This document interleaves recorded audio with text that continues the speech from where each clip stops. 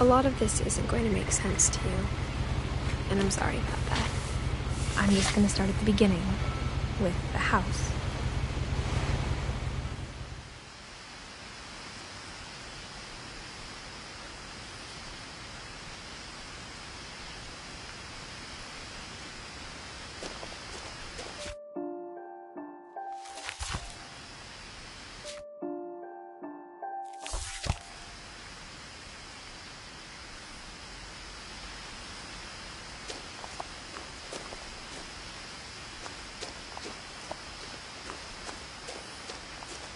I lived here until I was 11, but I wasn't allowed inside half the rooms.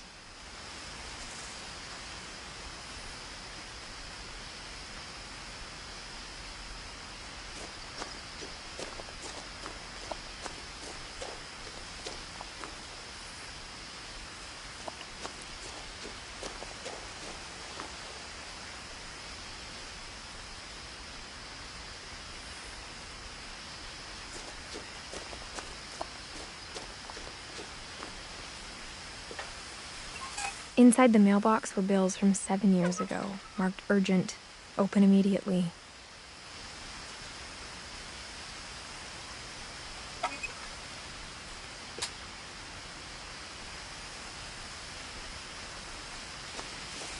I hadn't been back since my brother Lewis's funeral.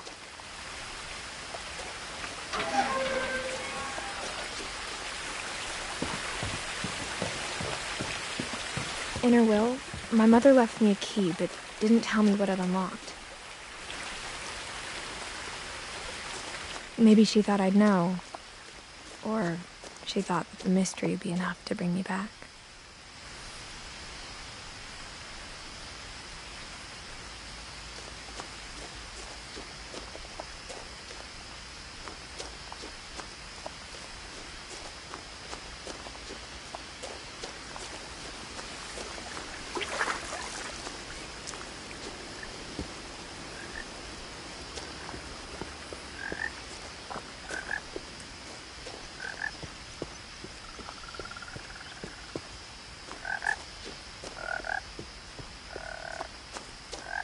The truth is, even after I inherited the house, I never thought I'd come back to it.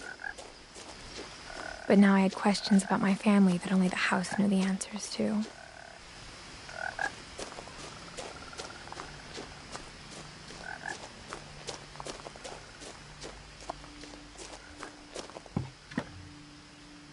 The woods around the house have always been uncomfortably silent. As if they're about to say something, but never do.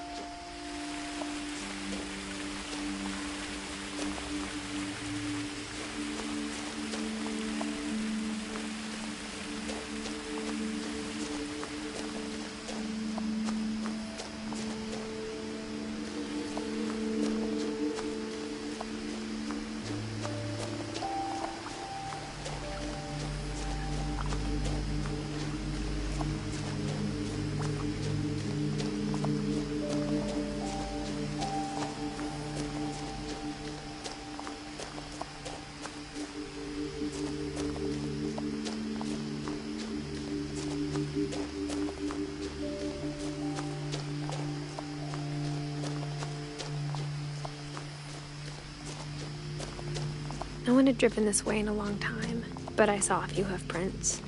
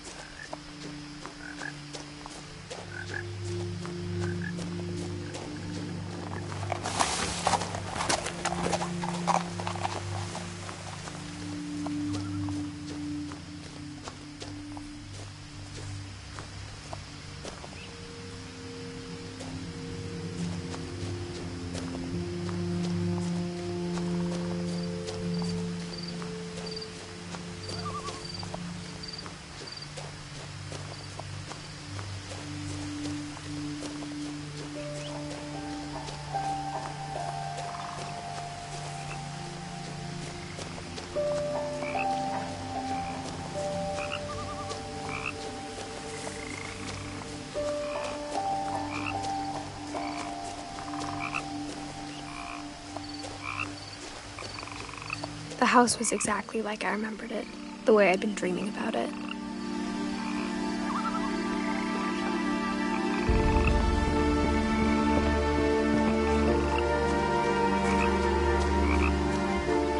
I asked Edie once about the dragon in the pond. She said it had killed her husband.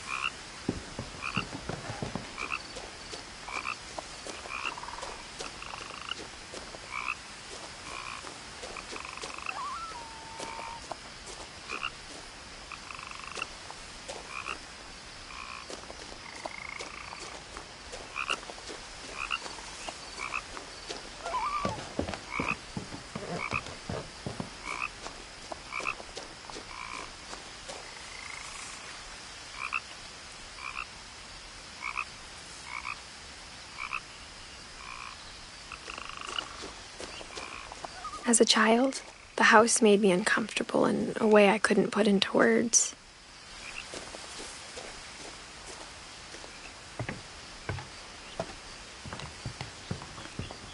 Now, as a 17-year-old, I knew exactly what those words were. I was afraid of the house.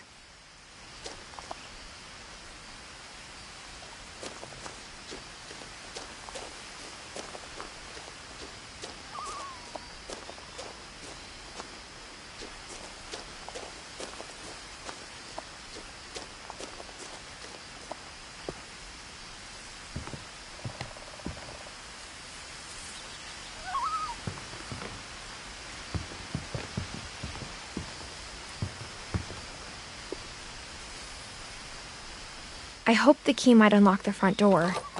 It didn't.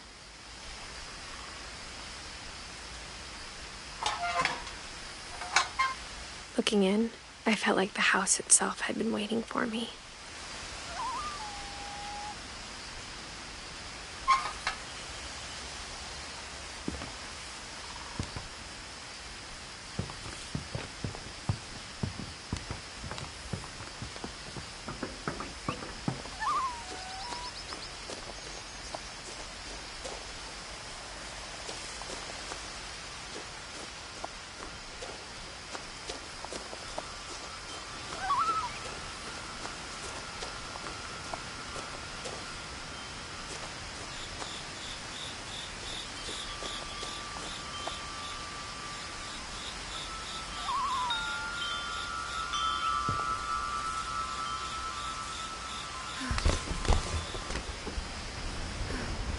Crawling through the doggy door used to be a lot easier when I was 11.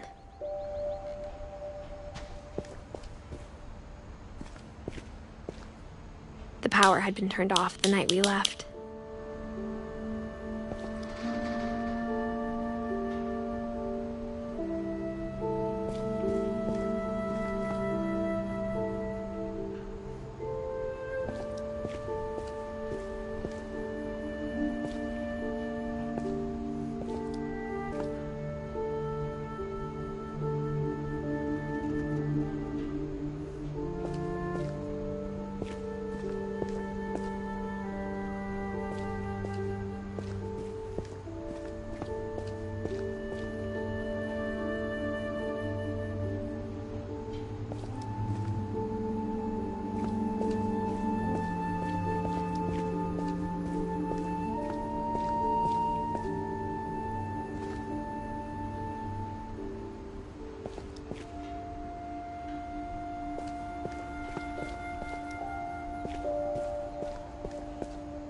For the first time in years,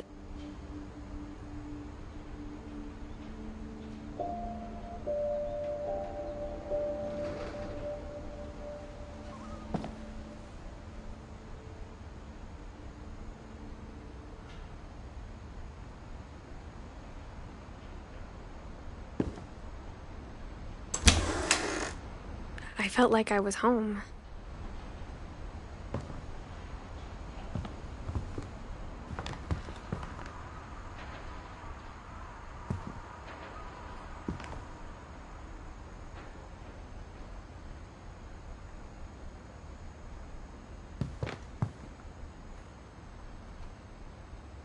But instead of a family, there were just memories of one.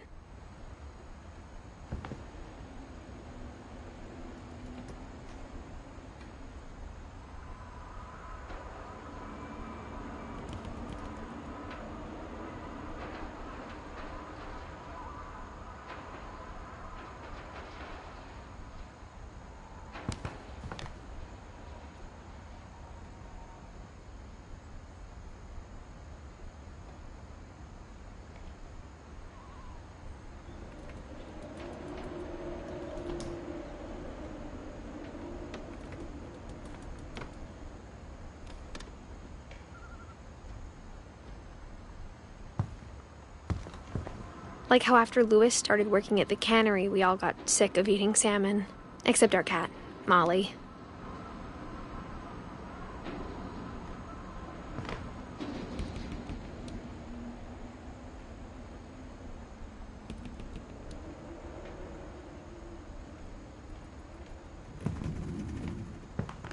Or how only one restaurant would deliver to our house, so we had Chinese a lot.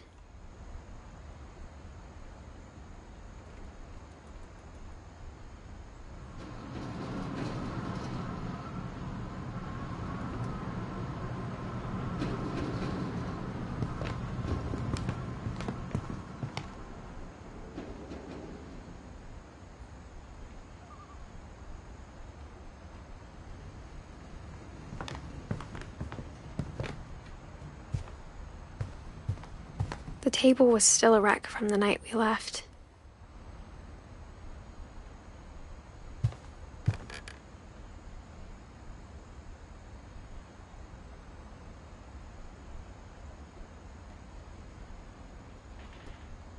It was like a bomb had gone off, killing everyone but sparing the furniture.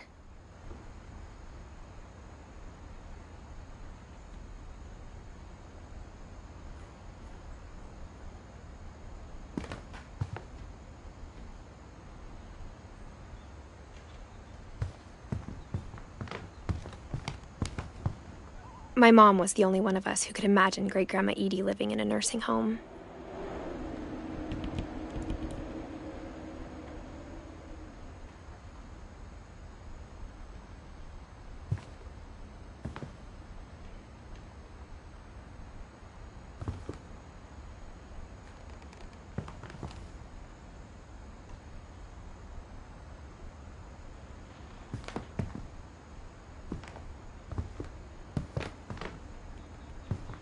Nothing in the house looked abnormal.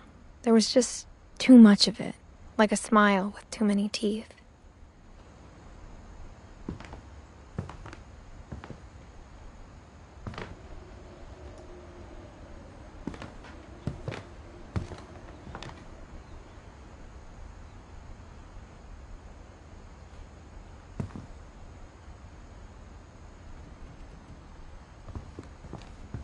Even the fireplace had a story. Edie told me the bricks came from the original house, after it sank.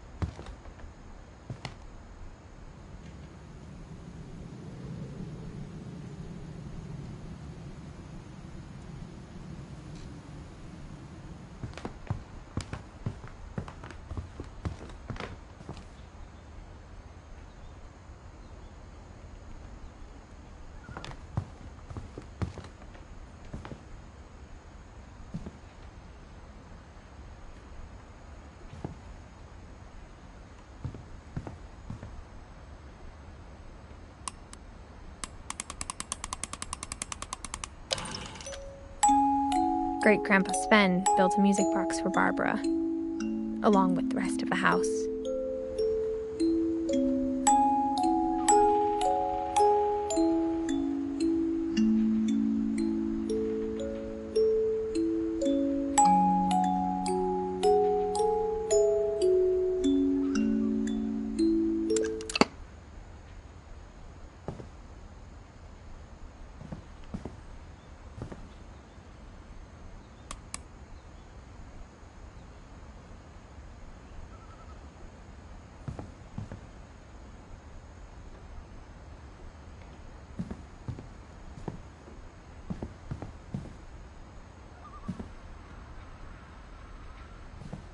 A lot of things got left behind in the whirlwind of that last night.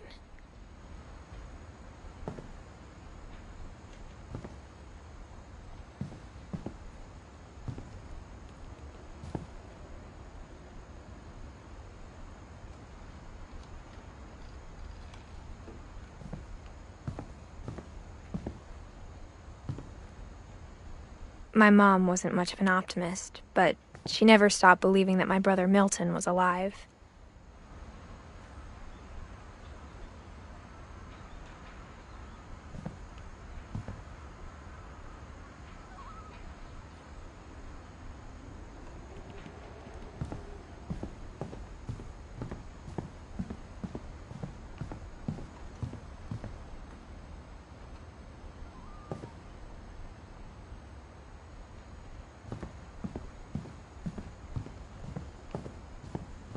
Mom always told me to stay out of the basement, so I wasn't too surprised when the key didn't fit.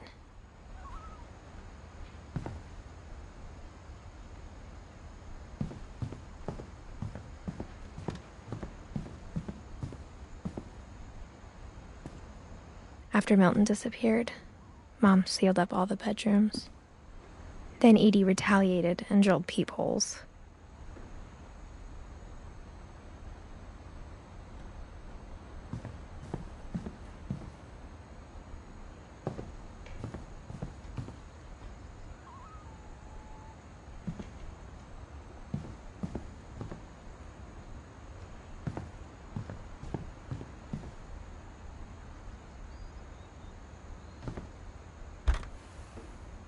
Molly always seemed like a girl I could imagine being friends with, if she hadn't died in 1947.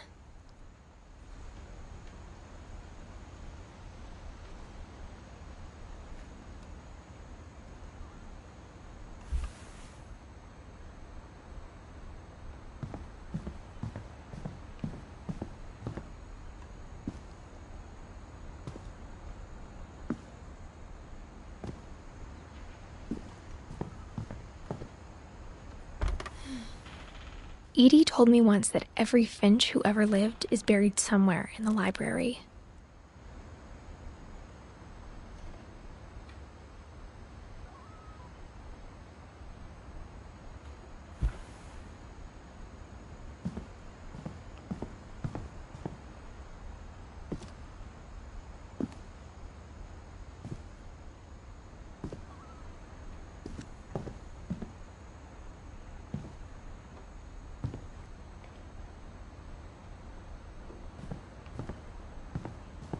I spent a lot of time playing in Great Uncle Walter's room. I think my mom sometimes regretted not sealing it up.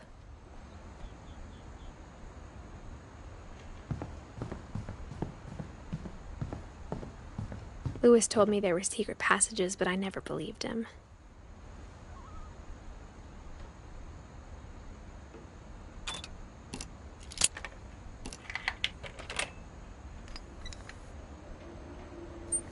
Turns out, my mom was really good at keeping secrets.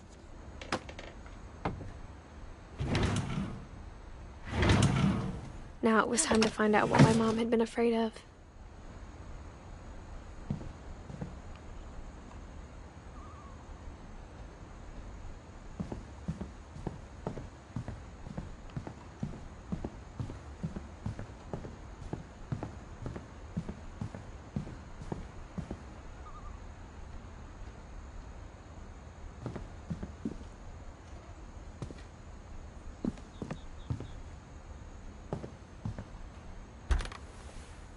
Barbara was a child star for 2 years, until America grew out of it.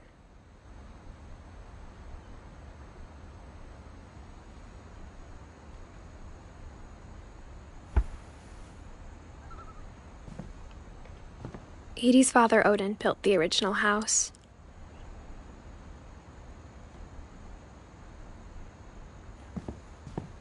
Whenever people ask me about my family, the first thing they always want to know about is Barbara.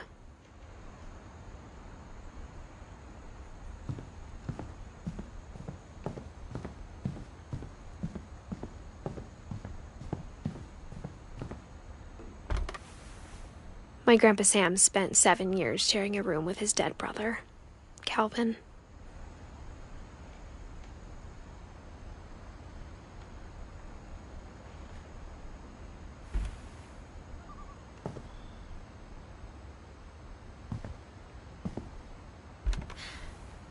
As a kid, I just assumed every house had peepholes and sealed rooms you weren't allowed inside of.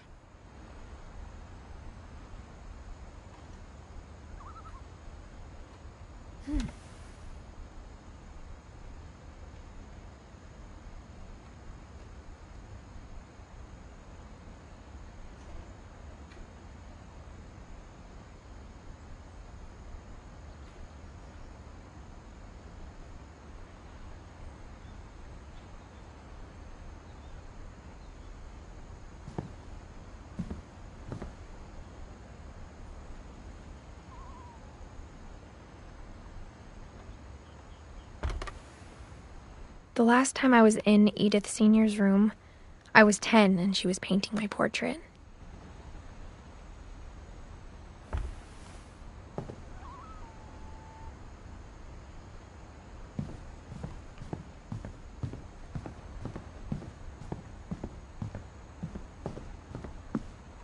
Mom must have locked the third floor stairs on the night we left.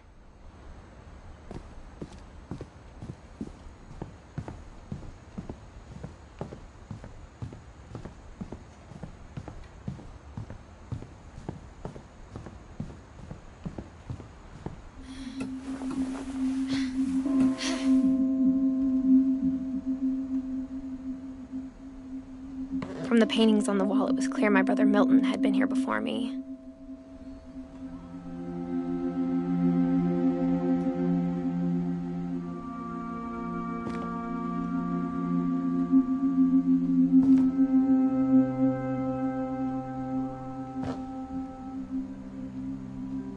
Reading this, maybe it sounds like I had a plan.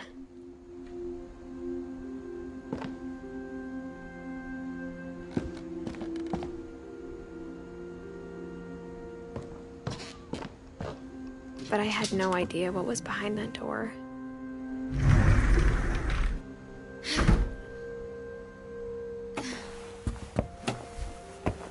Just like I had no idea where all this was gonna lead.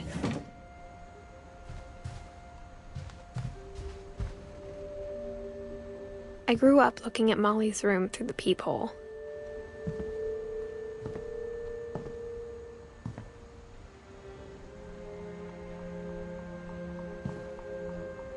Being inside for the first time, I felt like I'd stepped behind a painting.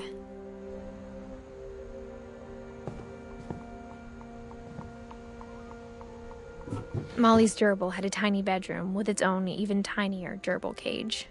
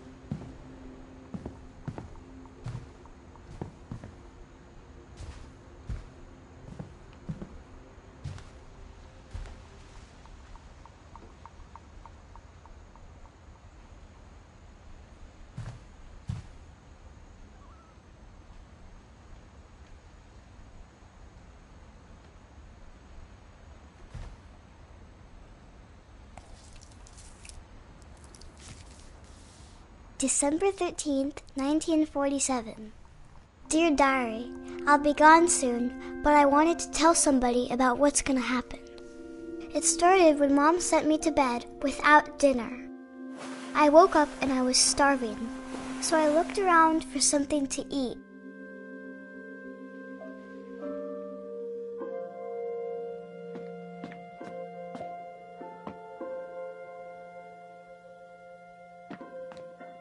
The gerbil food was dry, but I didn't mind it.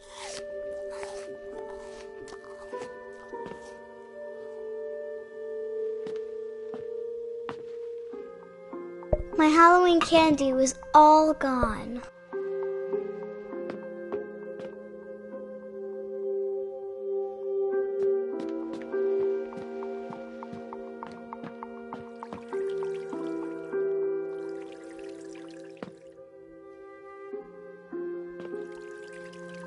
I thought about eating Christopher, but I held back.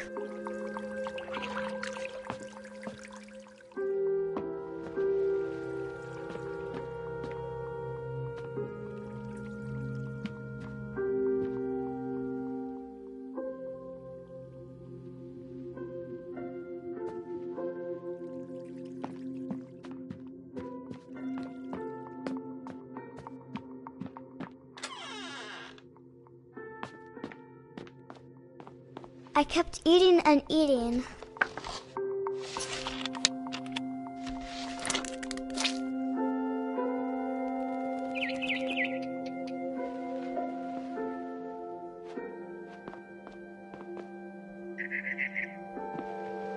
I ate a lot of things that night.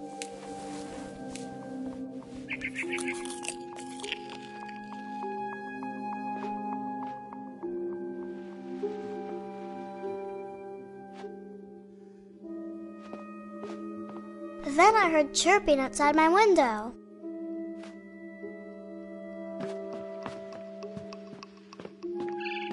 It was a barn swallow going back to her nest. I reached out for her.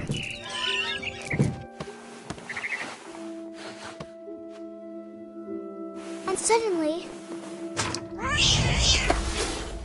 I was a cat.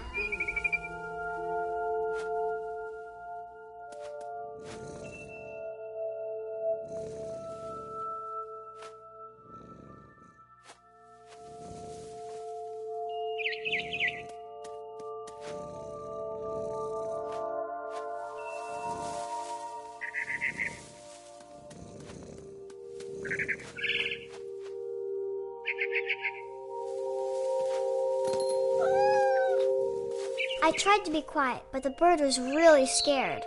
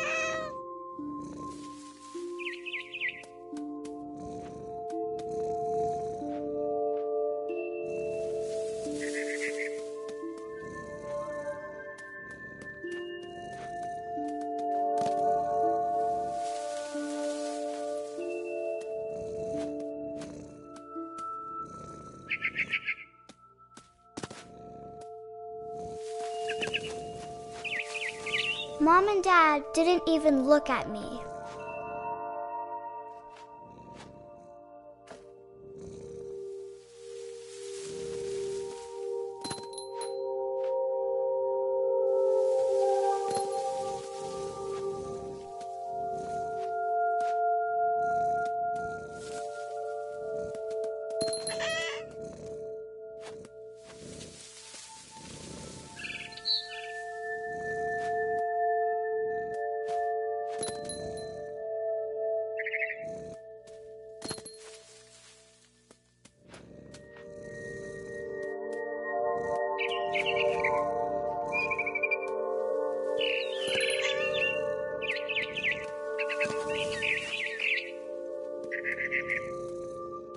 I jumped and I almost got her.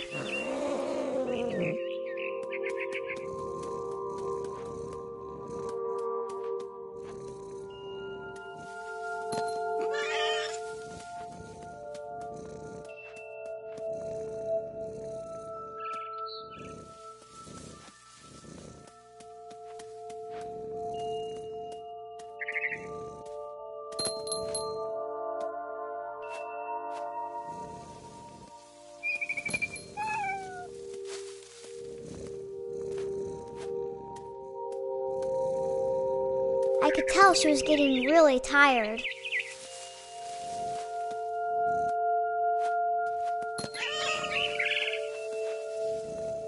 Now I was up in the big tree.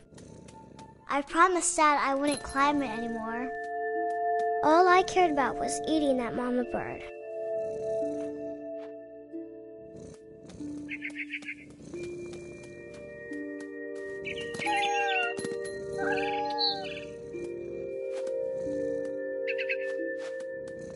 I gobbled her up. And suddenly, I was an owl. First, all I heard was the wind. Then I heard little teeth nibbling in the grass.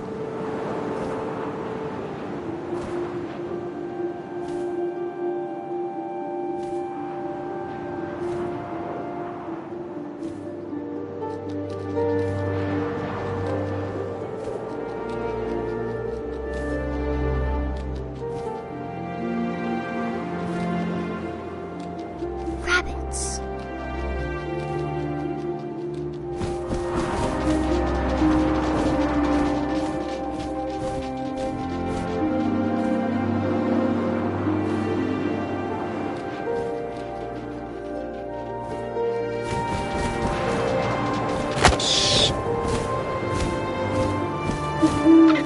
I imagined his face looking up and seeing mine through my talons. I swallowed him up, and I didn't chew one bit. Then I flew off to find something bigger.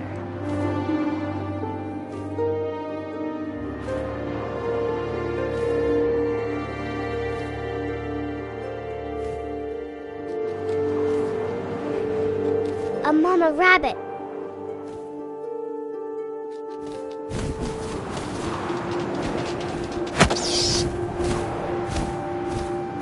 She was almost too big to carry. I started choking, but I couldn't stop eating. And suddenly, I was a shark.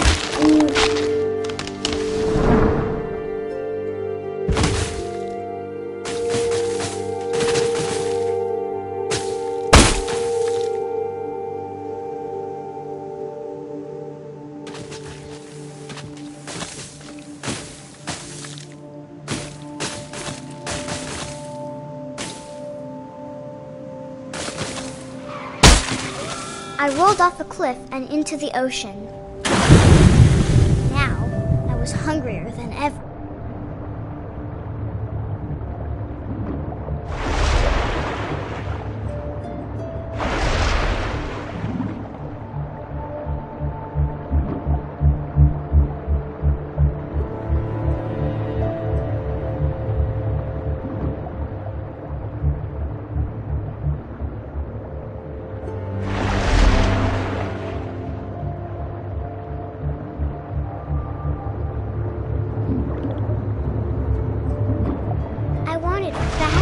Juicy seals.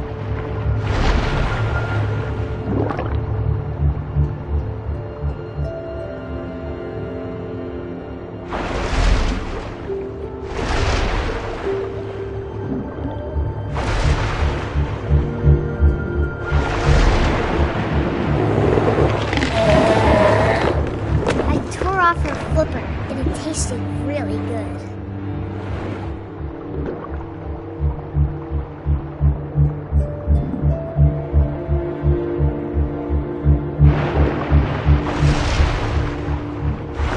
Grabbed on tight. But I was so hungry, I jumped out of the water. When I opened my eyes, everything had changed.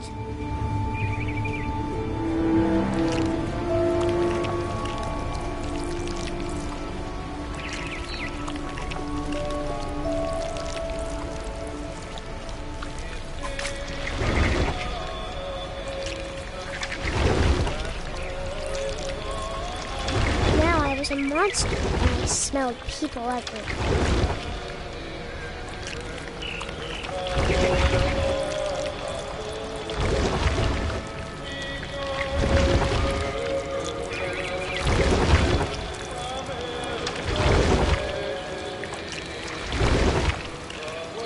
I was big, but I moved real quiet.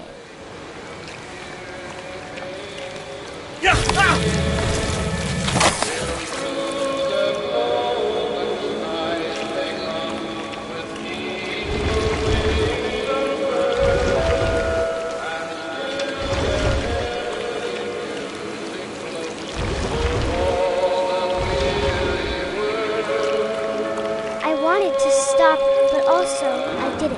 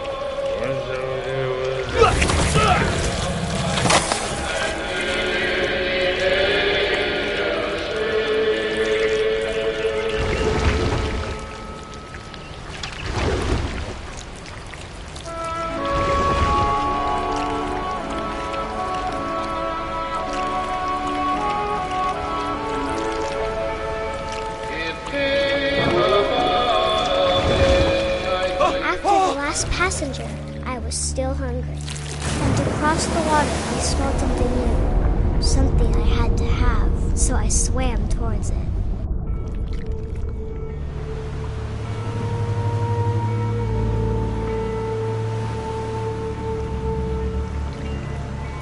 I slithered onto the sand, and the good smell went into an old pipe.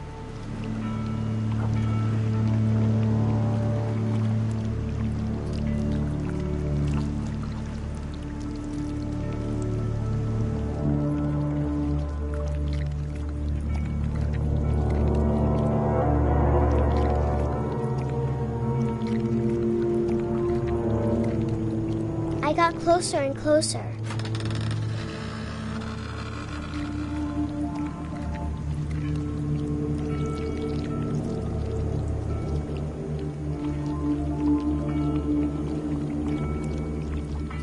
All of my stomach started growling. And suddenly, I was me again. I held my breath for a long time, but I couldn't hear anything. I think it's waiting for me to fall asleep.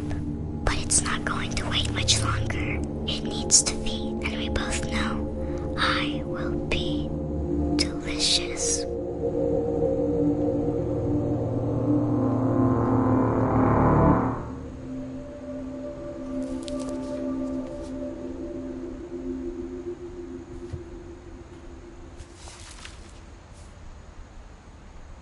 I'm not sure if I believed all of that, but I'm sure Edie would have.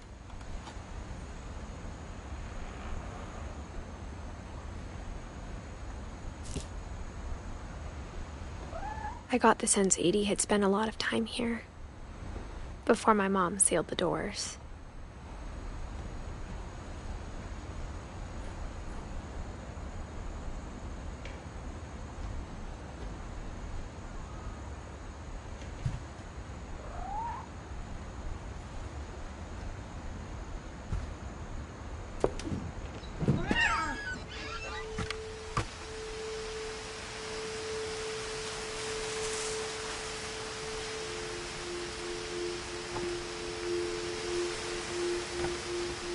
This will be obvious later, but my mom never told me any of these stories.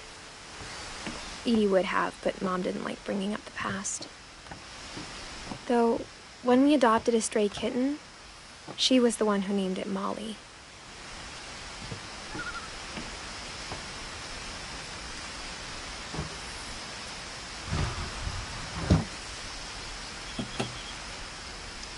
I spent a lot of time in Great-Grandma Edie's room.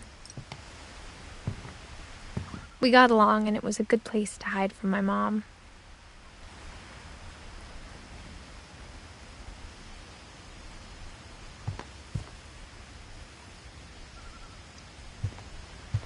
Louis died a week before we left, but Edie had already started to memorialize him. Edie knit me a new pair of gloves every year, just in time to replace the old ones.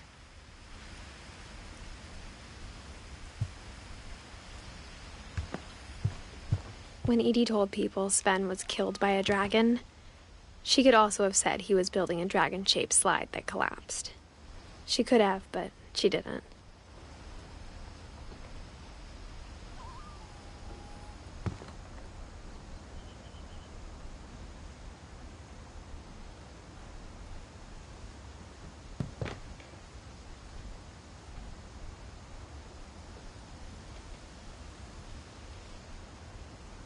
Even in her 90s, sometimes Edie seemed a lot younger than my mother.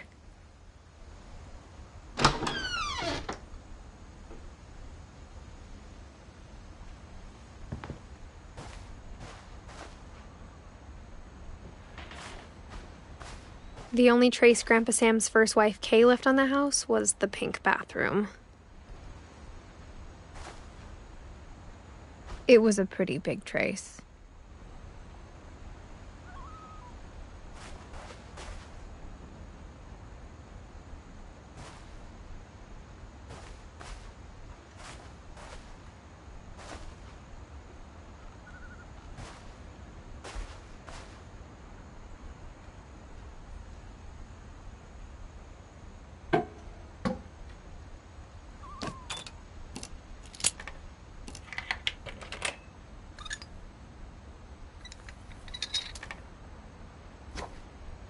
There's a secret in this bathroom.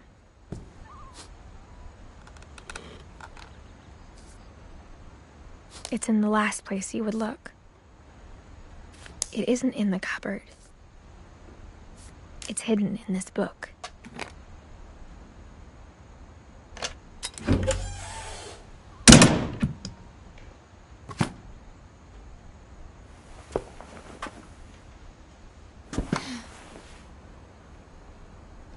Sven gave Sam an old camera he'd refurbished.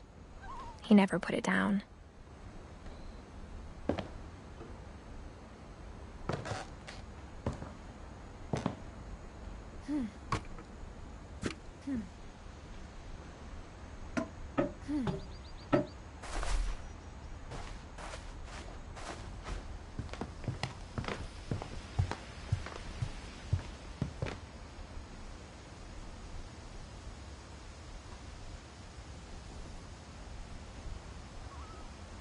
Her room was like a museum. For 500 years, the Finches have been famous throughout Norway for their fortune and misfortune.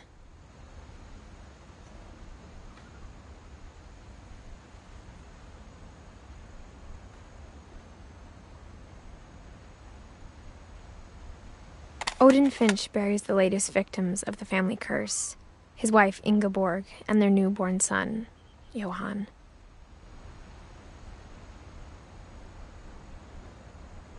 On January 7th, 1937, he set sail with his family and his house, hoping to leave the curse behind.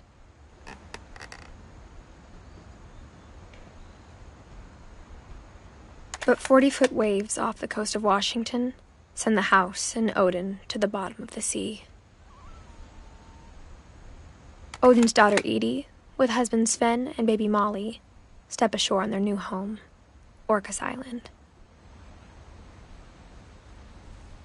Odin Finch is the first to be buried in the new family cemetery.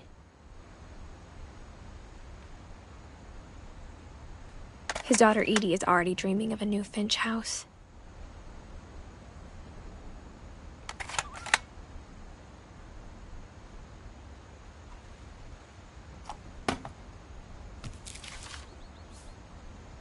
Whatever's wrong with this family, it goes back a long ways.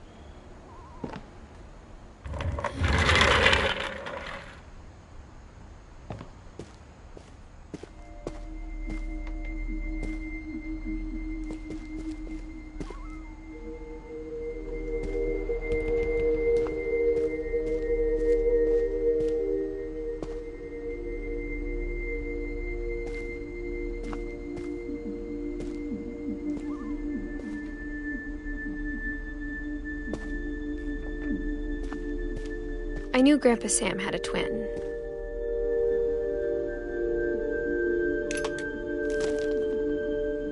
And that he never talked about him.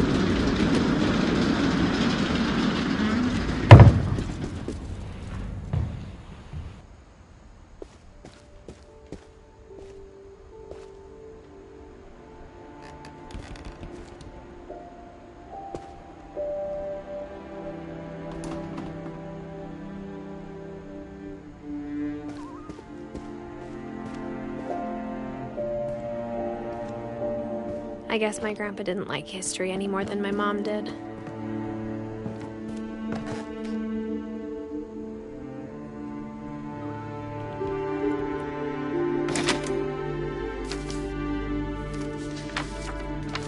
How I Want to Remember My Brother by Sam Finch. The thing I remember is that when he made up his mind, that was it.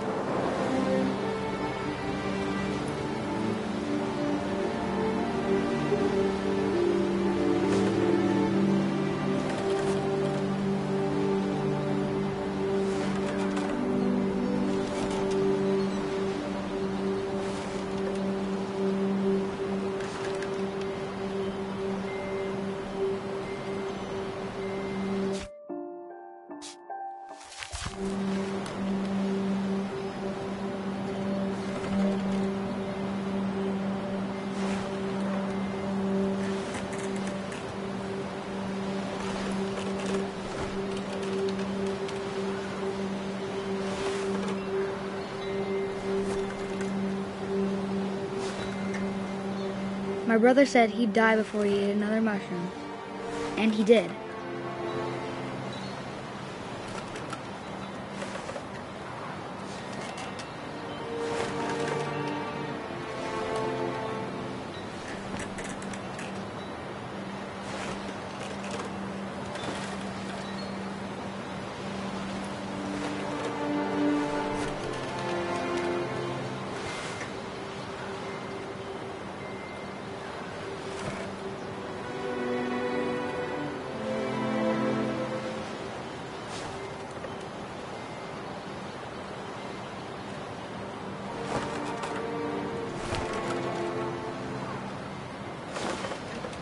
At Barbara's funeral, we swore we'd never be afraid again.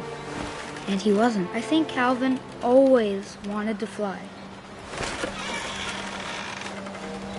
Sam! Calvin! Dinner's ready! Coming!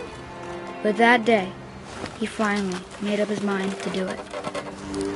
I told him going around was impossible. Maybe if I hadn't said that,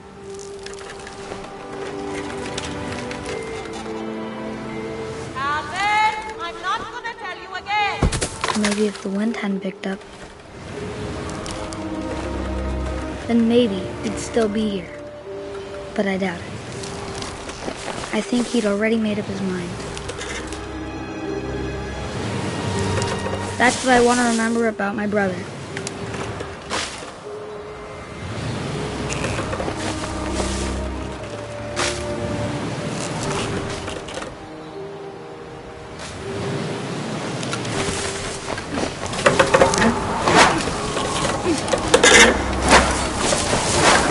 The day he made up his mind to fly, and he did.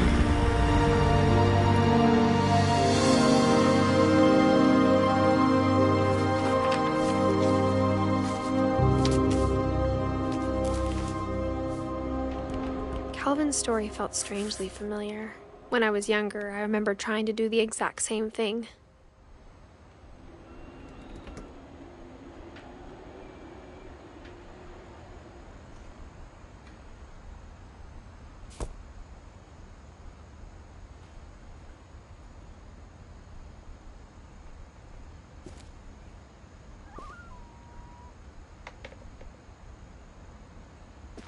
After the funeral, Edie roped off Calvin's half of the room.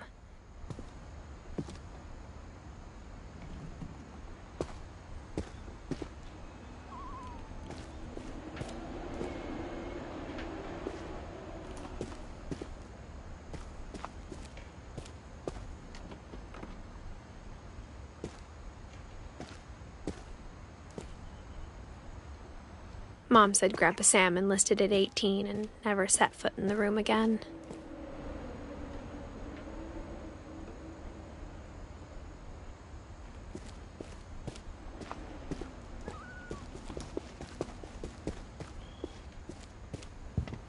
The passages were a pretty tight fit. They'd obviously been built for smaller hands and bellies.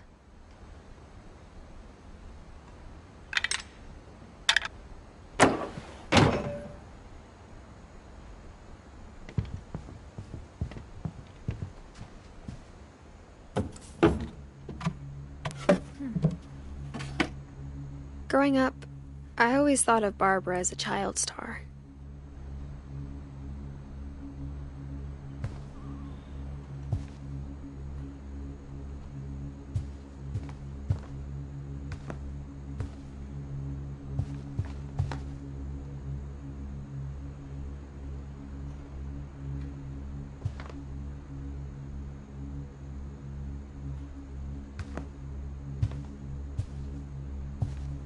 I never thought about how hard it must have been for her afterwards.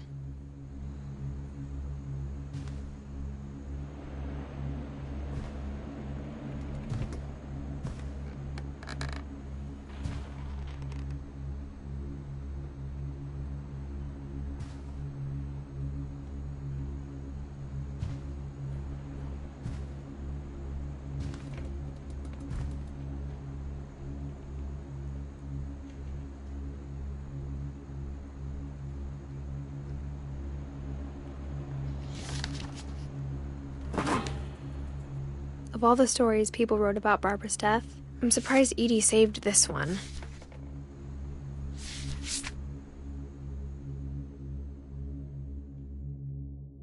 Old Jack here with another ghastly tale inspired by America's most unfortunate family.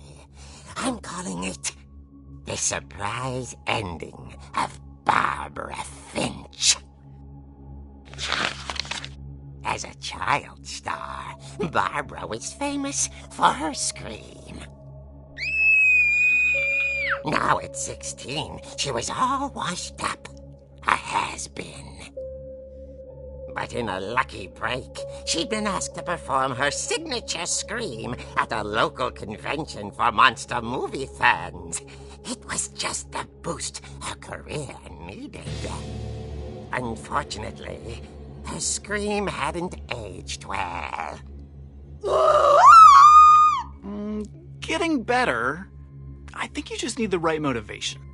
Her biggest fan and current boyfriend, Rick, was about to demonstrate when...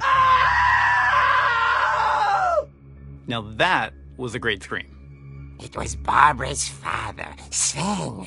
He'd slipped into a table saw and had to be rushed to the emergency room. So Barbara got stuck babysitting her youngest brother, Walter. Her convention comeback was cancelled. Okay, I'm hearing frustration, but I'm not hearing terror. What if I tried... A gang of hoodlums in Halloween masks have been terrorizing Orcas Island tonight. Police are urging residents to... That came from the basement. You're right! Also, I loved your delivery on that. Why is your basement door locked? Because my dad likes making puzzles and secret passages. There's a key hidden in the music box. The secret is to keep winding and winding until finally the key pops out. Thanks, babe. I'll be back in a sec. 20 minutes later, Rick hadn't returned. So Barbara went to look for him, right on cue. She reached for the music box.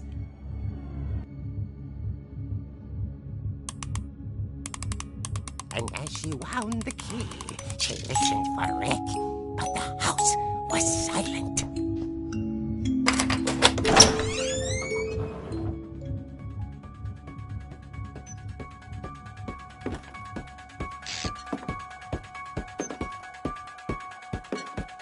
She found Rick's crutch and imagined the worst.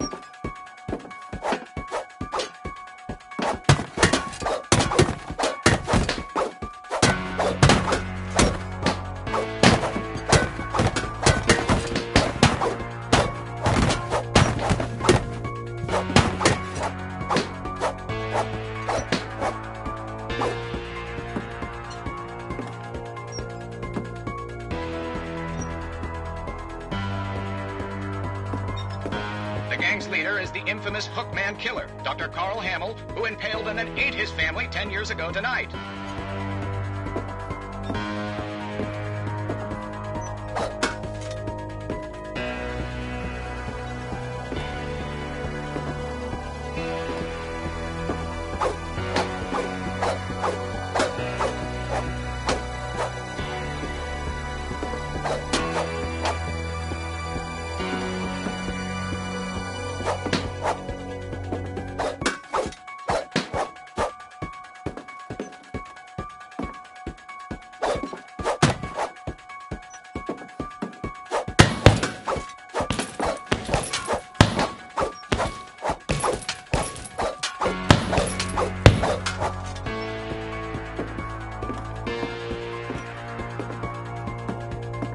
The old fridge rattled and grew still.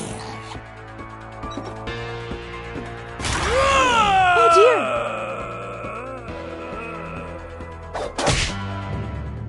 Oh! Rick?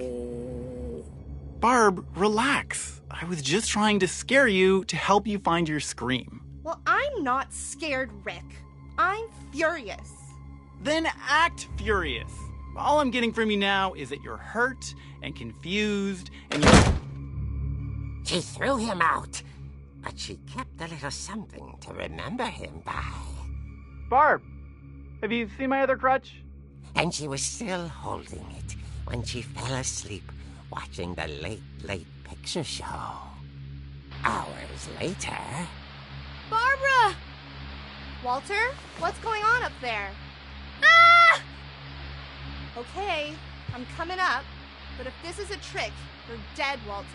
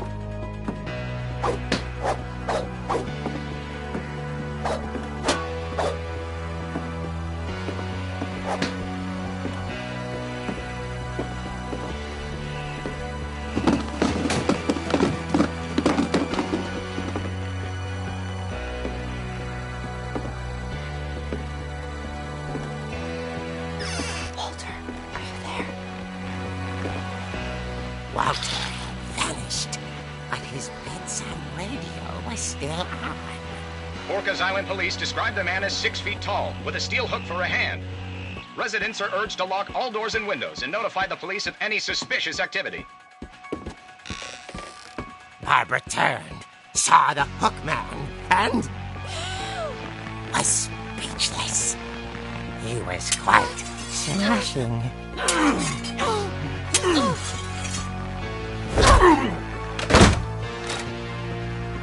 And he was.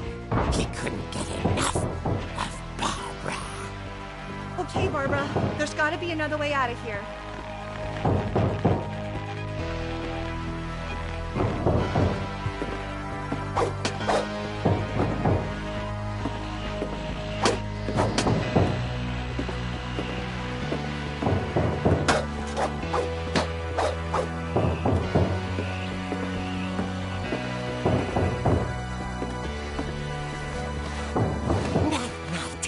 She played her part beautifully.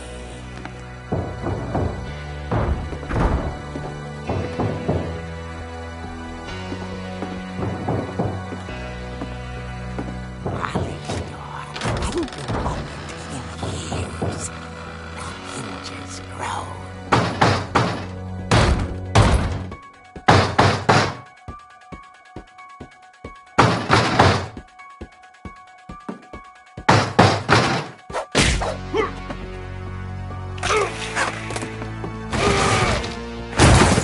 Wasn't moving, but she sensed the story might not be over yet.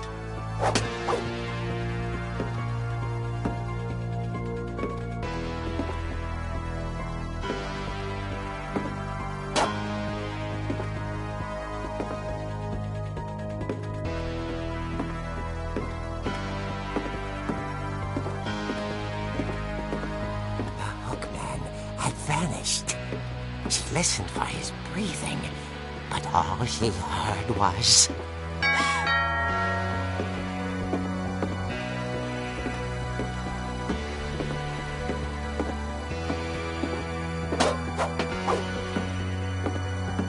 someone at the door was dying to speak to young Barbara. At the door, she heard whispering.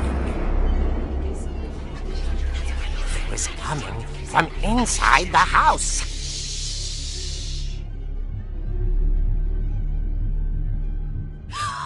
Oh dear. The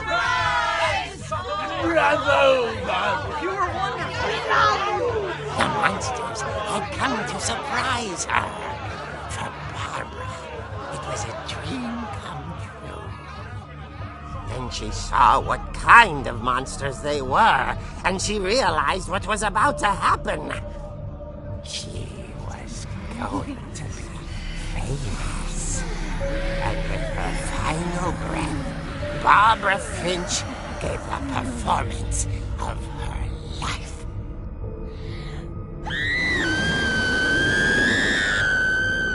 I wasn't there myself, but I hear Barbara was magnificent. Poor girl. She had a taste for stardom. But unfortunately, so did her fans.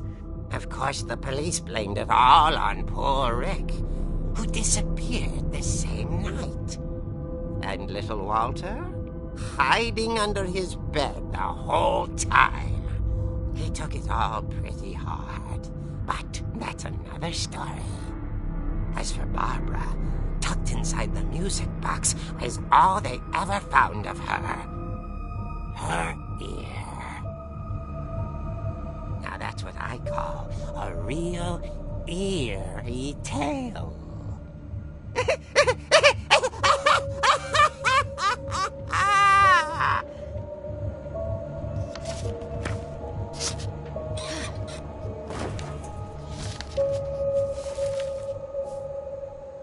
Edie told me all Barbara wanted was to be remembered, as absurd as that comic was.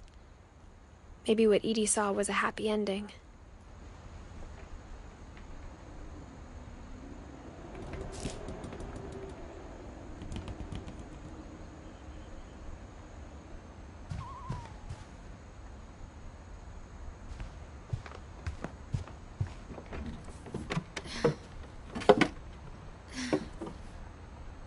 I guess now I know why Mom didn't like me playing with the music box.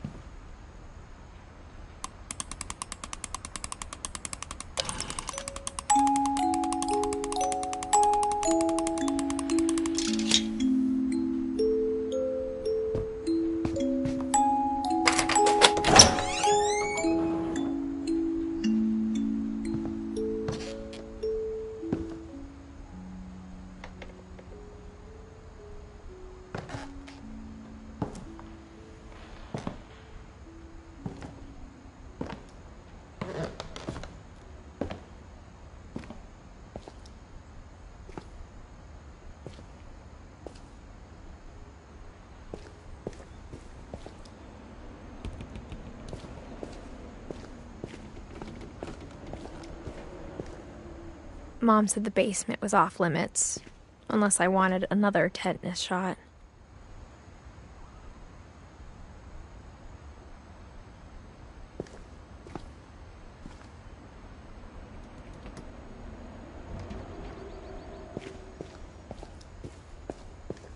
I saw Edie sneak down to the basement once, carrying packages.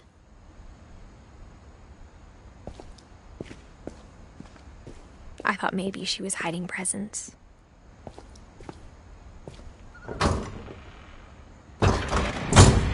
It turned out she was hiding a lot more than that.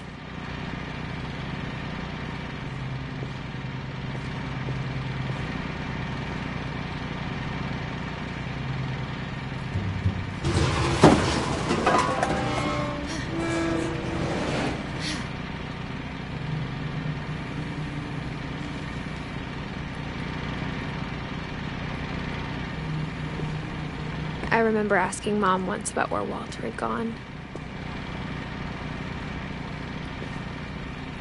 She said after Barbara died, he got as far away as he could.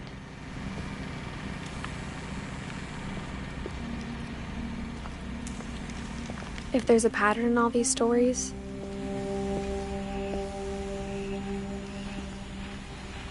I think it's that none of us has gotten very far.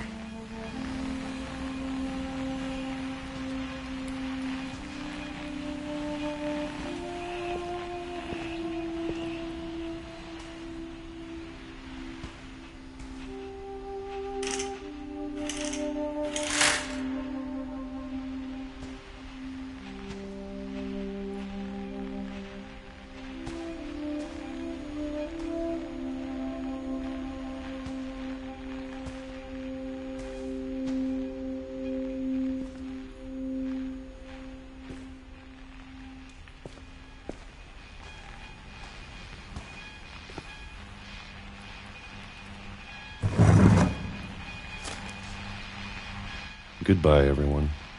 I can't believe I've been down here for 30 years. On that first day, after the shaking started, I didn't think I'd survive a week.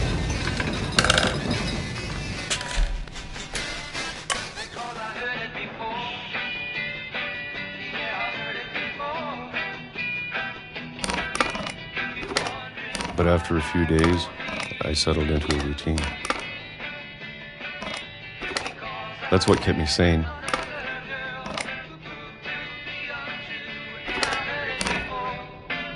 Having a schedule, living for today. I always expected to be dead tomorrow. But if you wait long enough, you get used to anything.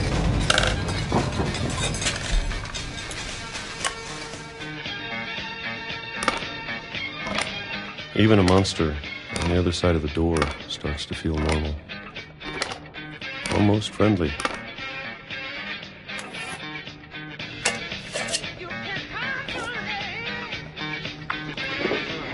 And then one day, everything just stopped. Whatever that thing was, it was gone. Maybe it got tired of waiting. Or maybe I just got tired of being afraid.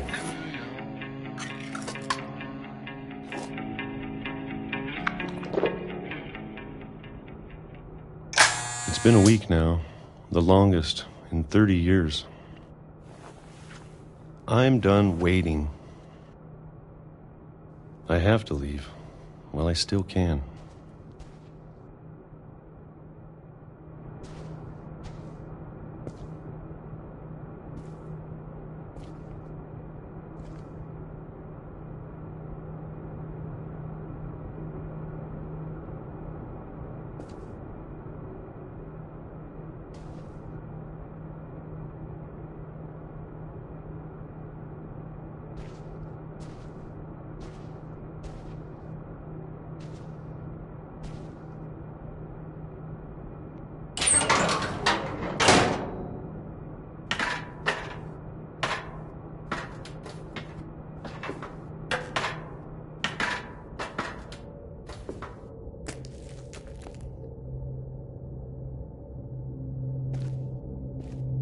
I know it's out there, somewhere.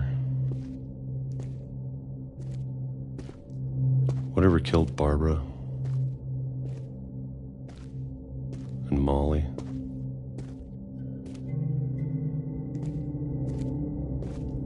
And Calvin. Maybe this is all a mistake.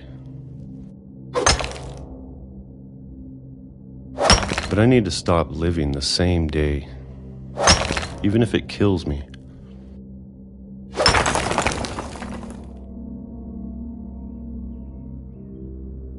Whatever's out there, I want you to know I'm ready for it.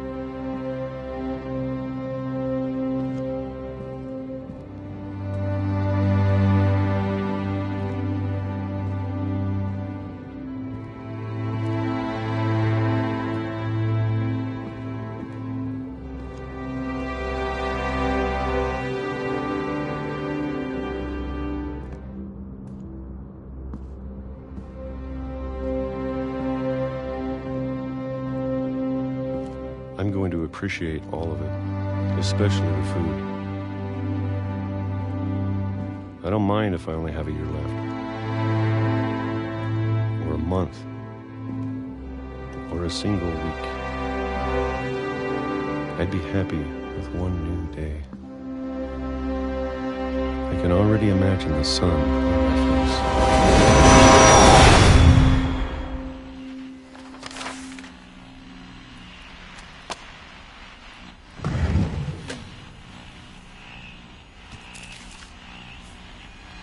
Walter died when I was 6. I can't believe my mom never told me he was down here.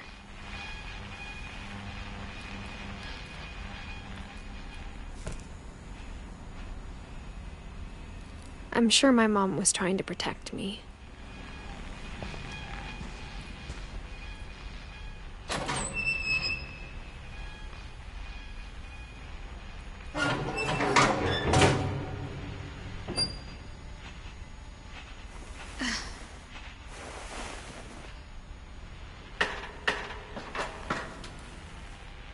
Maybe she was afraid I'd end up like Walter. But if she never told me about an uncle under the house, I can only imagine what else she was hiding. I don't want to make the same mistakes she made.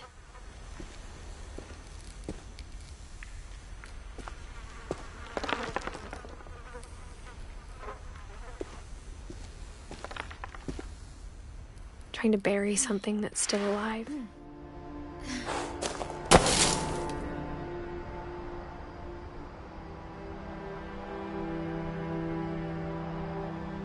Now that there's only one of us left, or maybe 2,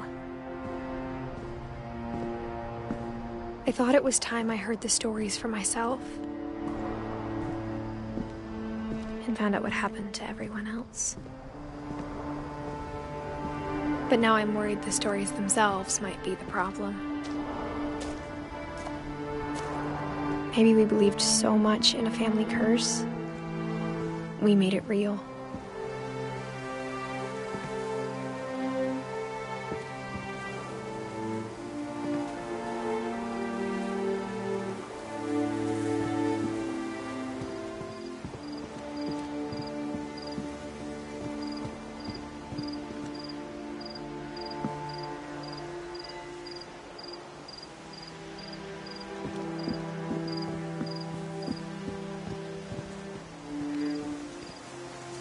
I don't know if I should even be writing this.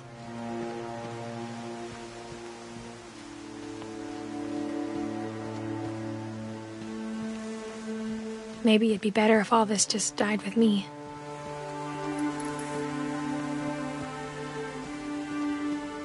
But I thought you should know about your family.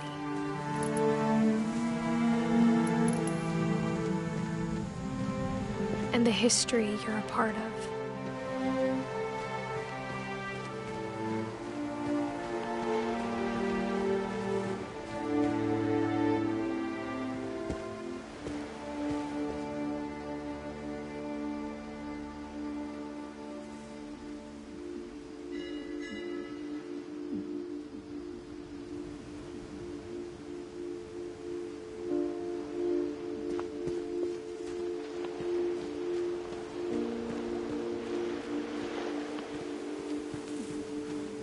Though to be honest, I feel as lost as you probably do right now.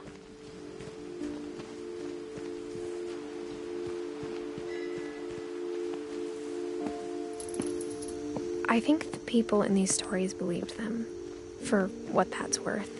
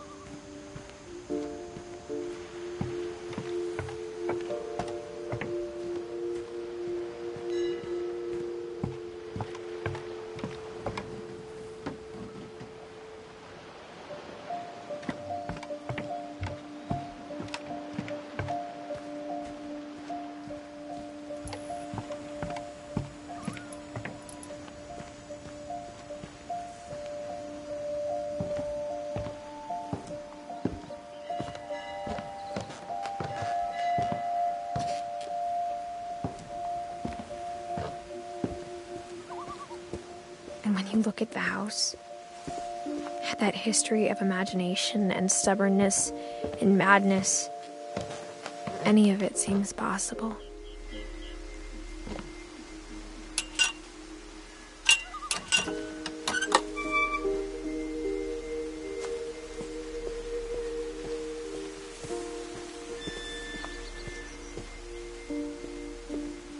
I think we've been surrounded by death for so long, we've just gotten used to it.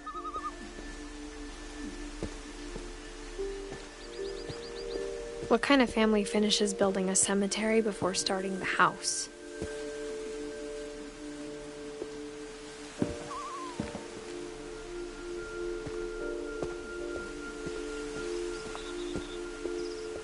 It's embarrassing for me to admit this, but the pet cemetery made me more uncomfortable than the human one. 3 of the gerbils were mine, and 2 had been my fault.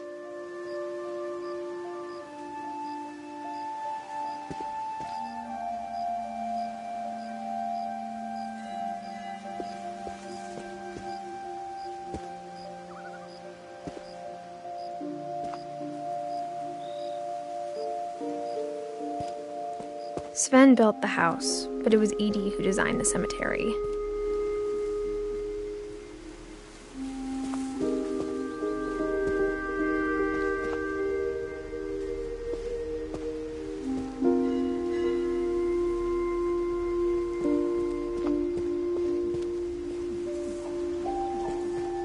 I'm sure Odin's monument had been Edie's idea.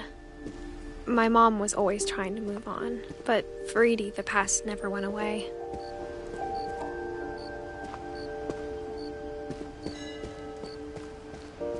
She could see it poking out of the water at low tide.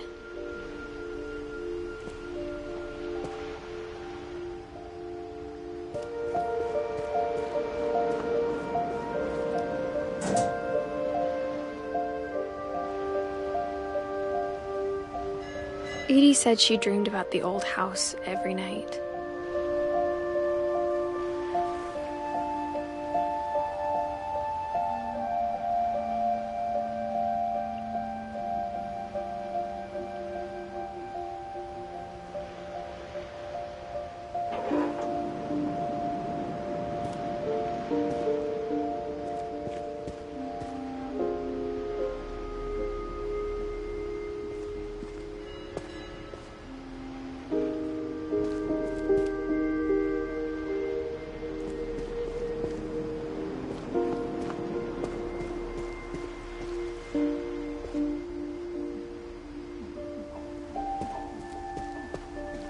Edie's side was always easier for me to understand.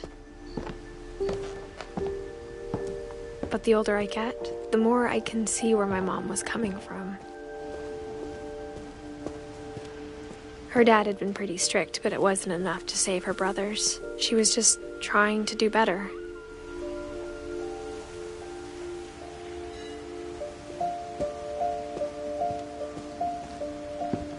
She lost 2 of her brothers, just like I did. I get why she tried so hard to protect us. We never found Milton's body, so my mom insisted we were putting up a monument, not a tombstone.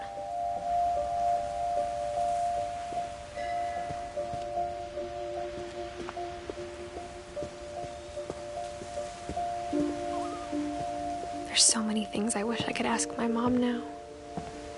Part of me thinks this is what she wanted all along. For me to come back someday and find everything out for myself.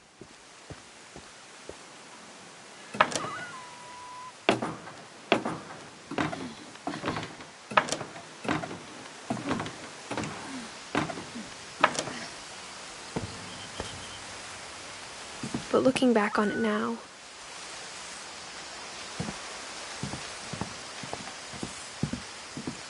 if she told me there was going to be so much climbing, I never would have come when I was 22 weeks pregnant.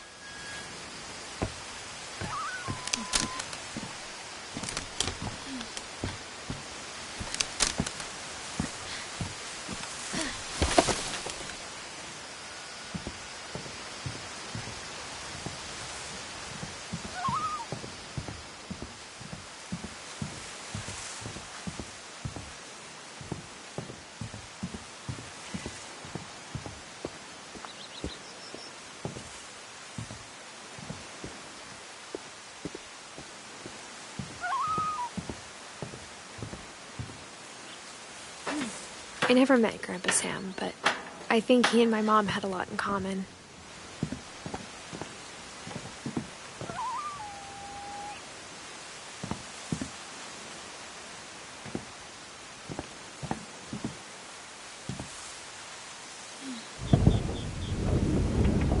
They were both pretty intense. Instead of hiding from death, Sam seemed to go out of his way to meet it.